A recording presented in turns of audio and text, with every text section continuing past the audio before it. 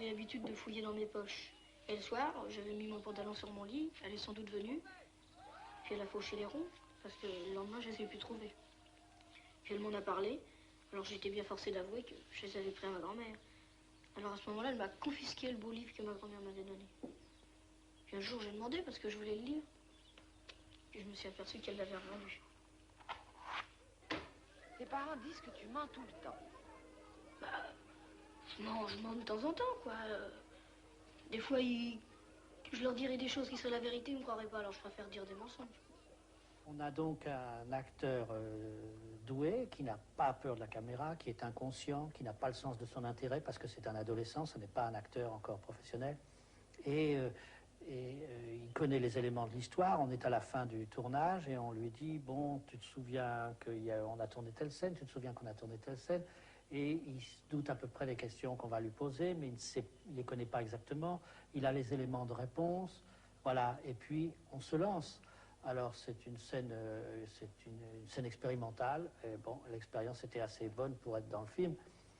C'est tellement expérimental que je n'ai même pas fait les contre-champs. Alors, je n'ai pas fait les contre-champs, ça c'est vraiment des accidents, des choses bizarres du métier. Je me disais, je ne veux pas une psychologue qui aille dans le sens du cliché, c'est-à-dire qu'il soit une femme méchante ou sèche ou dure. Et je me souvenais que la seule femme dont j'aimais la voix, enfin pour moi dont la voix était chaude, chaleureuse et tout, était Annette Vadement, qui vivait à l'époque avec Jacques Becker. Et j'ai demandé à Annette Vadement de jouer cette psychologue et elle ne pouvait pas parce qu'elle était enceinte. Ce qui est absurde d'ailleurs, parce que finalement on aurait très bien pu avoir un psychologue enceinte. Alors je lui ai dit, mais quand même, vous me prêterez votre voix. Elle a dit oui. Alors donc, au tournage, c'est moi qui ai parlé, mais comme probablement on a d'ailleurs mal fait les claps, pas si bien que vous aujourd'hui, il manquait la place. Et c'est pour ça qu'on a ces espèces d'enchaînés très rapides, probablement parce que tout ça a été fait dans le désordre. Et après, j'ai remplacé ma voix par celle d'Annette Vadement enceinte. As-tu déjà couché avec une fille? Non, jamais, mais enfin, je connais des copains qui sont allés. Alors, ils m'avaient dit, c'était vachement envie, t'as qu'à aller rue Saint-Denis, là, il y a des filles. Alors, moi, j'y suis allée, et puis, j'ai demandé à des filles, et je me suis fait vachement engueuler, alors j'ai eu la trouille, et puis je suis partie. Alors qu'évidemment, tout ça sont des films, je ne sais pas tellement pour mes amis, mais enfin, si, je crois que c'était pareil pour mes copains, la Nouvelle Vague sont des films tournés sans découpage, vraiment. L'histoire est racontée de façon un peu romanesque sur le papier, et puis c'est en arrivant au tournage qu'on décide comment on va tourner les scènes. François Truffaut often acknowledged the similarities between this, his first feature film, and his own childhood. He was to return almost obsessively to the same character, Antoine Douanel, incarnated by the same actor, Jean-Pierre Léaud, in a unique series of films which span his entire career. Et oui, il est sympathique, il est de bonne foi. Il est assez direct, il est compliqué, mais il est direct quand même. Et je pense que ces films-là marchent sur la familiarité, la sympathie. Là, dans Baiser volé, nous avions l'équivalent de ce qu'en littérature, on appelle la littérature d'apprentissage. C'était la seule issue que j'ai vue pour reprendre ce personnage qui avait commencé donc avec nous dans Les 400 coups, qui était fait sur le principe de l'engrenage, de qui voit la neuve, voit la bœuf. Là, nous avons maintenant sa découverte de la vie. On va le voir traverser différents milieux, chercher chercher à s'insérer dans la société, chercher une profession et sentimentalement hésiter entre deux types, non pas deux types de femmes, enfin, la jeune fille et la femme mariée.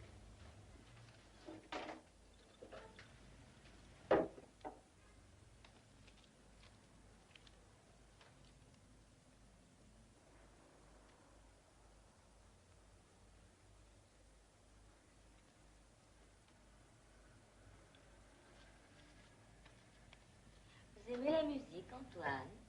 Oui, monsieur.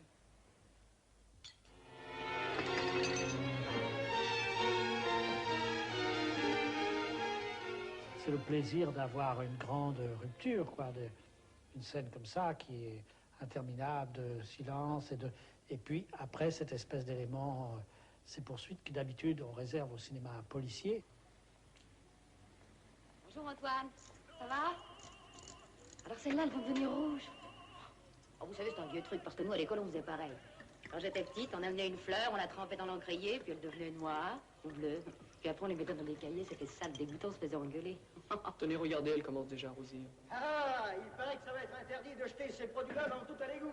Ils l'ont dit à la télévision. Je me demande bien ce que ça peut leur foutre. Ici, c'est à cause de la lutte contre la pollution de l'eau. Ils interdisent même les savons à barbe. Ils veulent que tout le monde se rase électriquement maintenant. Ah. Tenez, regardez maintenant comme elles sont bien rouges. Bah, ça a été vite, j'ai encore du rouge. Oui, ça c'est à cause du thermoplongeur. Bah, c'est curieux, parce qu'il y en a toujours une qui reste de la première couleur. Oui, c'est étrange, c'est tout le temps comme ça, j'ai jamais su pourquoi. Salut Antoine, alors, toujours dans l'aquarelle? Ben dis donc Ginette, qu'est-ce que tu fous là? Tu crois tout de même pas que je te paye pour rien foutre, non?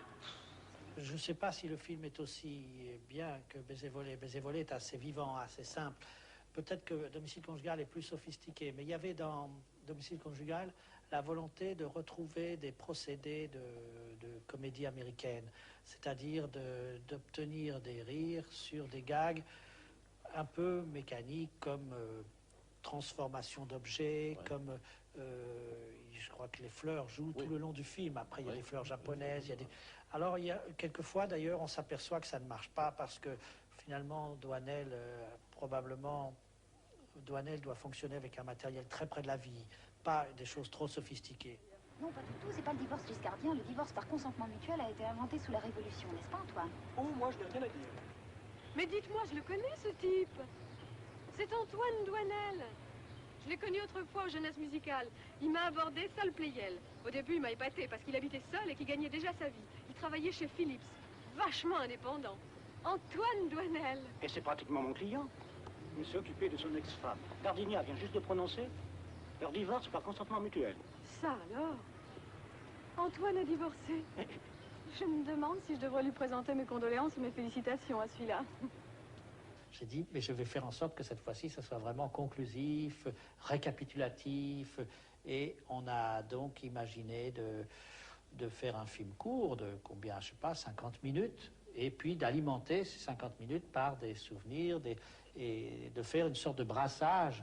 Je me suis dit, finalement, j'ai quand même la chance, rare pour un cinéaste, d'avoir filmé le même acteur, jouant le même personnage à différents moments de sa vie. Donc, je vais en profiter.